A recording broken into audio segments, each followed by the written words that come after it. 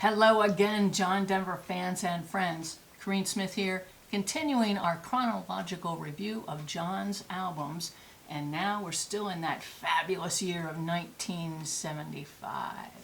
We already looked at An Evening with John Denver, which came out in February of 1975.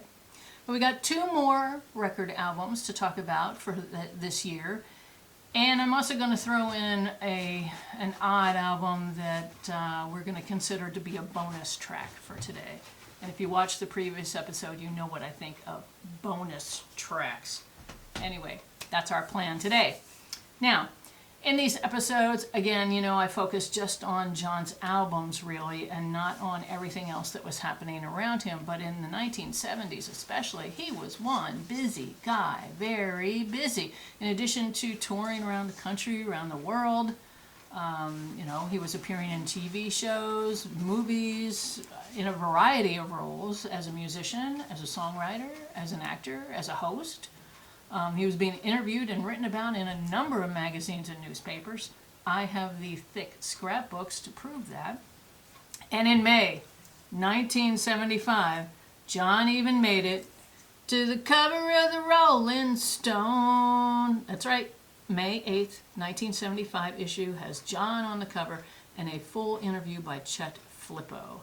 And at the time, I had a subscription to Rolling Stone. I tore out the article, pasted it into my scrapbook dutifully. This is obviously a framed copy that somebody gave me recently. So there you go. Someday we may dip into my scrapbooks, which now take up two large, full plastic bins. Anyway, moving on, July 1975 gave us the album Windsong. Get it in my face here. Windsong, with a decent cover picture of John there, and then other photos of him on a beach, on a rocky beach, on horseback, including in the middle here. See that? Yeah. Probably a West Coast beach. And even the liner has a nice picture of John on horseback on the beach. And of course on the other side, the lyrics. Thank you very much. We appreciate that. So yeah, this is continuing, of course, John's brand by this time in the American West and the outdoors and adventure, all right? So some of the songs do reflect the cowboys and adventure theme. Other ones are introspective. Other songs talk about relationships. Overall, it's a pleasant, relaxing, and uplifting album to listen to in its entirety. I have only one problem with it, and we'll get to that in a few minutes. There are 12 songs on here. John wrote 9 of them. Such was his musical reputation at the time that 4 of these songs made it to the top 40 charts over the next 9 months. We will address this phenomenon in a bit.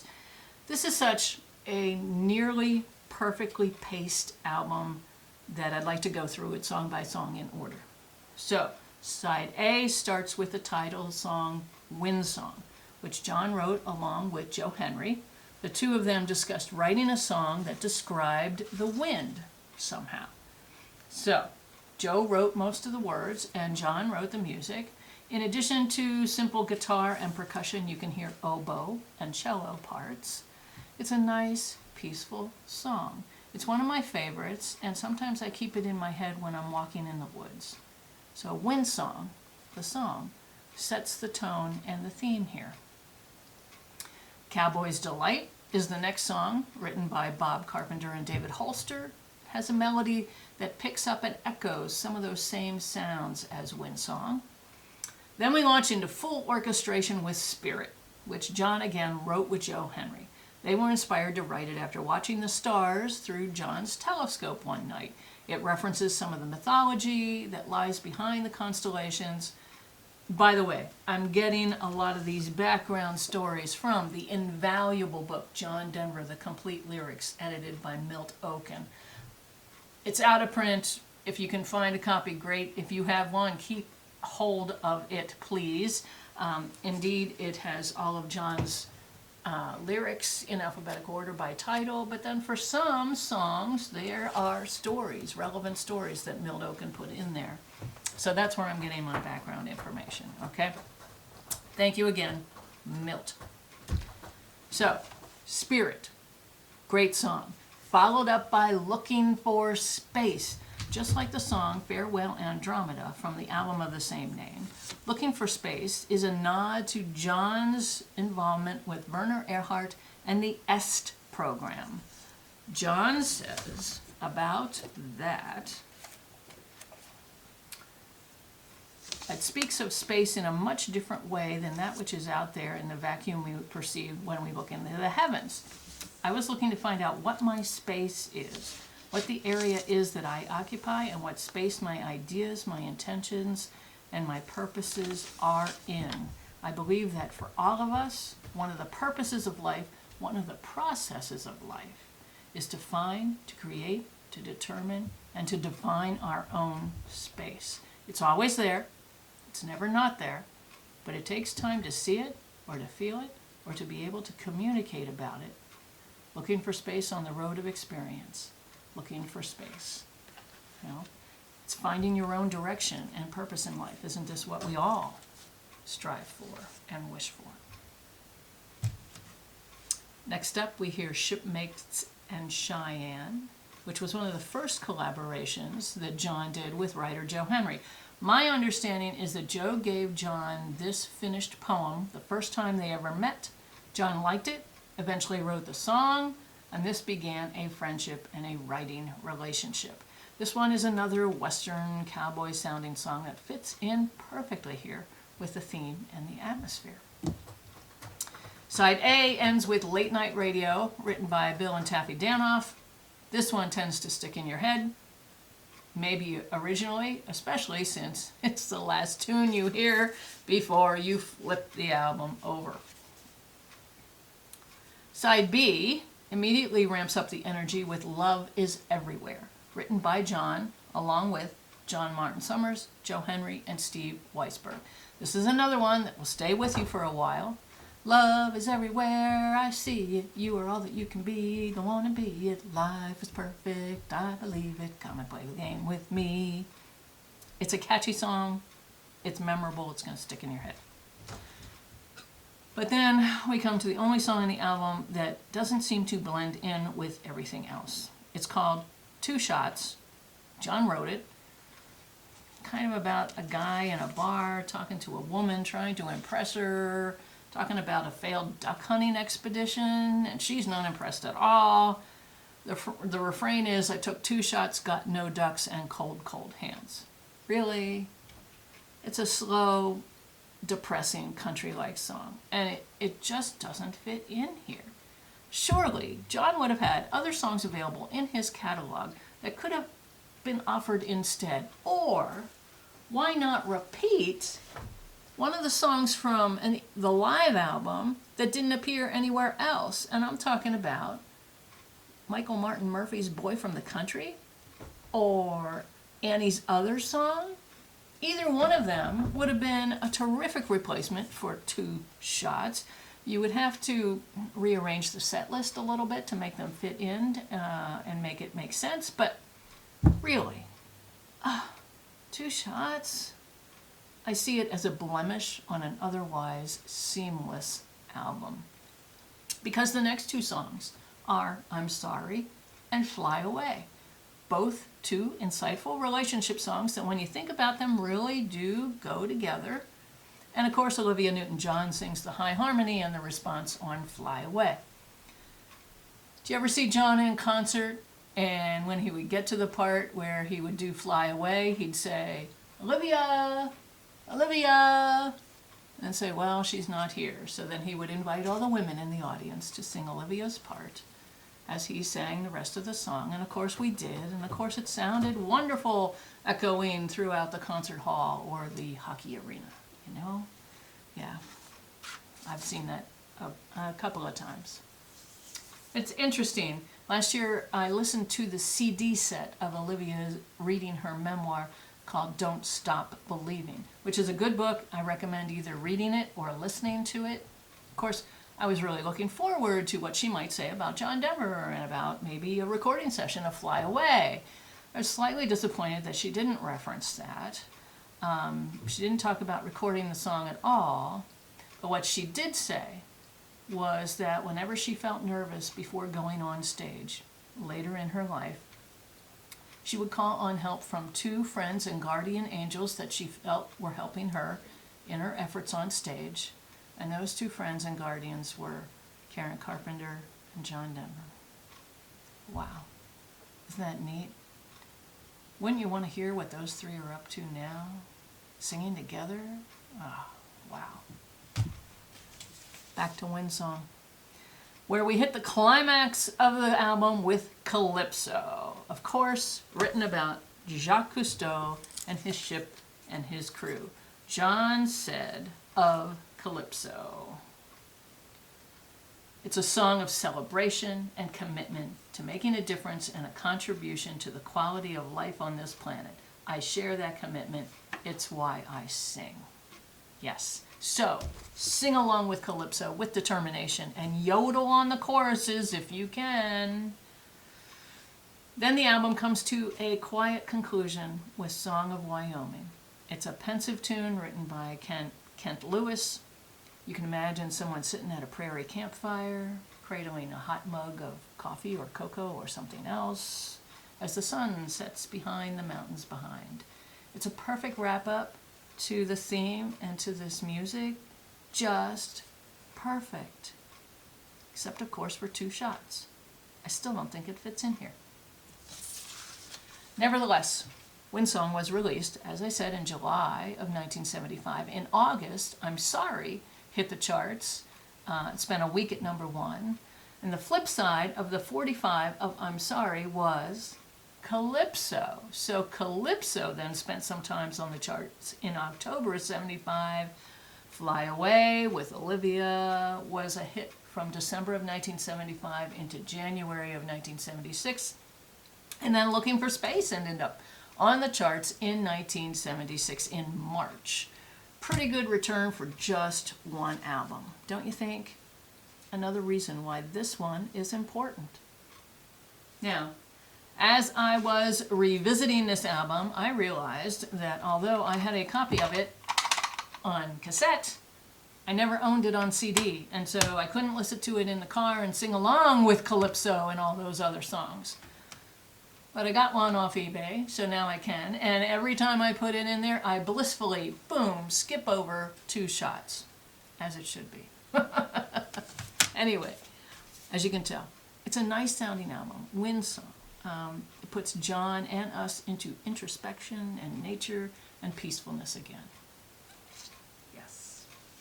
Now, with so many pictures of John in the American West back then, with the mountains and with him being surrounded by nature, I wonder if any of you out there got tricked into buying something that wasn't quite right, like I did. Okay?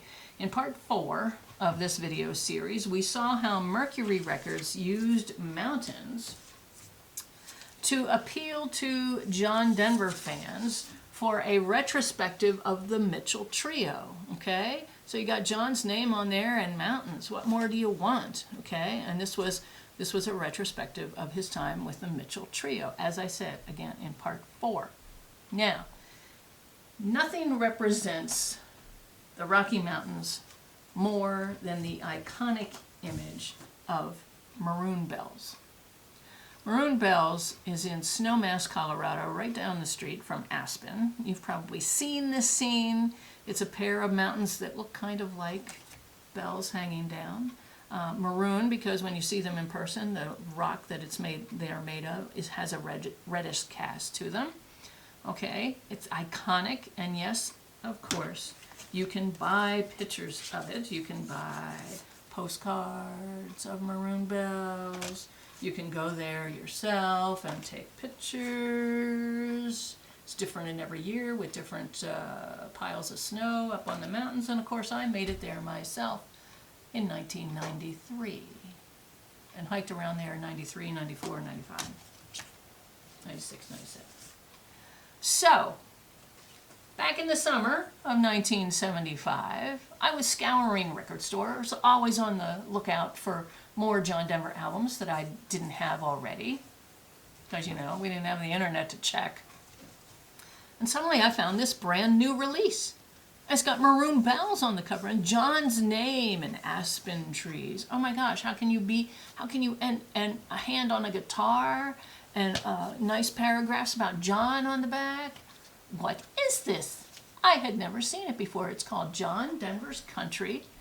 I look at the song list. It's right on the cover. It says, Take Me Home, Country Roads, Rocky Mountain High, Goodbye Again, Farewell Andromeda, Sunshine on My Shoulders, Back Home Again, Annie's Song, and then 2 songs. All those were written by John, and then 2 songs by Bill and Tappy Danoff, Please Daddy, and I'd Rather Be a Cowboy.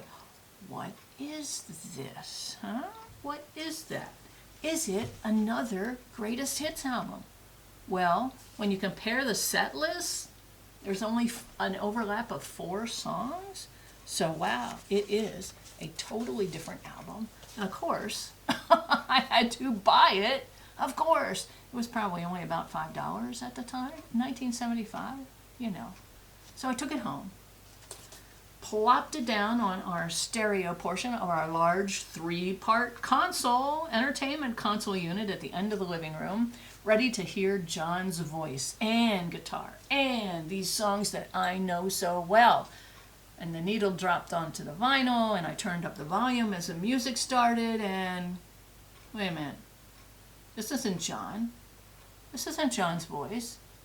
This guy is a baritone and he has a twang in his voice and sounds like he's slightly off key too. What the hell? I may not have said it exactly that way back then. I picked up the cover again. You know, when I bought it, I saw John Denver's name, I saw the set list, saw the mountains, saw the guitar, saw the stuff about John. I didn't pay attention to one line on the cover that says, his biggest hits performed by Country Road, meaning a cover band called Country Road was doing John's songs. What? Really? Oh, there are no other performance credits at all on the cover or on the label on the vinyl. There are no notes inside. It's just that one line, and when you hear it, obviously, you know. What a waste of money. But I'll bet not for Pickwick International, which is the company that released this album. Turns out that Country Road was the name of a Swedish band that covered American country songs at the time. Okay, so I'll bet I wasn't the only unsuspecting one who bought this on a whim and was disappointed when they got home. I don't think I listened to more than just the first few bars of the first song, which was Back Home Again. The day I bought this record, I reluctantly turned off the stereo, slipped the vinyl back into the cover. I was angry with myself, slightly embarrassed at the same time. I had fallen for this, and I'm going to call it a deception, a clear and outright deception. I never played it again. And yet, 48 years later, I still have this album. Why?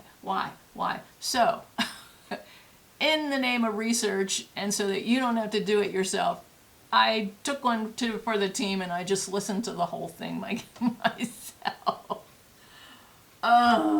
Besides being twangy and slightly off key, it turns out those are consistent features throughout.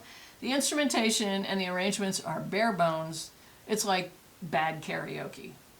I've seen it rain and fire in the sky. You know, we have tribute artists today who are much better than this. Even the most unaccomplished amongst them are much better than this. Now, if you're curious, as I record this video, I see that there are 4 copies of this vinyl album available on eBay. So if you want to ferret one out, go right ahead. You have been warned. You can streamline your search there by searching for John Denver's Country and then add the name Pickwick, P-I-C-K-W-I-C-K. Good luck. And now I can decide what to do with this album. In a bit. Let's move on, shall we, to some real music. In August 1975, just 1 month after Windsong came out, we got Rocky Mountain Christmas. Yay! John's first holiday album. Wouldn't be his last. There are 12 songs on here. 8 are traditional holiday selections. 2 are originals from John, and another 2 are by his songwriting friends. I used to play this album whenever it snowed. Didn't matter what month it was. I think it's perfect for snowy day listening, even after late December. In fact, I think pairing the 2 of them together, Windsong and Rocky Mountain Christmas, makes for the perfect winter afternoon complement. So, Rocky Mountain Christmas is another thoughtfully created album, with the songs on the first side being the more popular ones, the secular ones, and the songs on the second side being more based on the reason for the season and the religion, so to speak. And John's 2 songs bookend this whole album, literally from A to Z, as we will soon see. So we start with John's song Aspen Glow, which we first heard on the 1970 album Take Me to Tomorrow. Its mellow melody fits right in here. And then Mel Torme's The Christmas Song, otherwise known as Chestnuts Roasting on an Open Fire. Oh, wow. John sings it with a pensive tone. You can almost feel the warmth from the fireplace. Now, if you ever saw John in concert, and at a time when he would be accompanied by a local children's choir, you may remember that he often used the song Rudolph the Red-Nosed Reindeer to prompt the kids to get out and lined up on the stage, because it was a song they all knew and they would sing no matter what time of year it was, which was sometimes pretty funny. Anyway, John does a merry job of Rudolph here by himself. And then we have Silver Bells, also done nicely. Then we have the 2 songs written by John's friends. Please Daddy, Don't Get Drunk This Christmas comes up again, written by Bill and Taffy Danoff. We first heard it on Farewell Andromeda, and as I said, it also appeared on this tribute album, shall we say? Yes. New to us is Steve Weisberg's Christmas for Cowboys. This one actually continues that overall theme that Windsong started. It even sounds as though it belongs on that album instead, which maybe it did. Maybe it would have been a good substitute for 2 shots. Anyway, that ends side A. I should show you inside too. There's all kinds of pictures inside. Nice warm fireplace scene inside. Now, as I said, side B turns to the religious songs. All of these have quiet and simple guitar-based or string-based arrangements. Away in a Manger, What Child Is This?, Coventry Carol. And then comes the climax of the album, hitting the high note, literally, with Oh Holy Night, followed by, of course, by Silent Night. And the album concludes with John's song called A Baby Like You, a new song to us. Now, John and Annie had just adopted their son, Zachary, and you can see here, let's do it this way, you can see here, Zachary has been kind of added to what was on the Back Home Again. See that? Mirrors the Back Home Again album. Hard for me to put that in front of the camera like that. Anyway, so the chorus of A Baby Just Like You, as we know it, is Merry Christmas, little Zachary, Merry Christmas, everyone, and then that line's repeated. And you can see, like I said, you can see them together on the inside of the album. And the words to the song, because it's new, are printed here. Only lyrics in this package. What I didn't know until I was researching this album was that John had not originally written A Baby Just Like You for Zachary.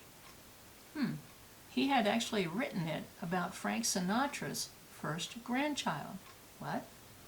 Frank Sinatra had asked John to write him a song about how transformative it was to have a baby in the house. And John worked with Joe Henry to make the connections with a newborn baby with the Christmas story. And so we get, in any case, A Baby Just Like You, Merry Christmas Little Zachary, to round out the holiday story here. And since it's, again, the only new song to us, they've printed the lyrics on the inside. Again, this is a lovely musical background for any winter day. I like to pair the two of them together. Windsong and Rocky Mountain Christmas, right? And that's it for John's recordings of 1975, except that my friend John Lau brought something to my attention that he thought was important enough to mention here in this chronological review, and I agreed. Like I said before, I usually just stick to the albums. You know, I just stick to talking about the albums.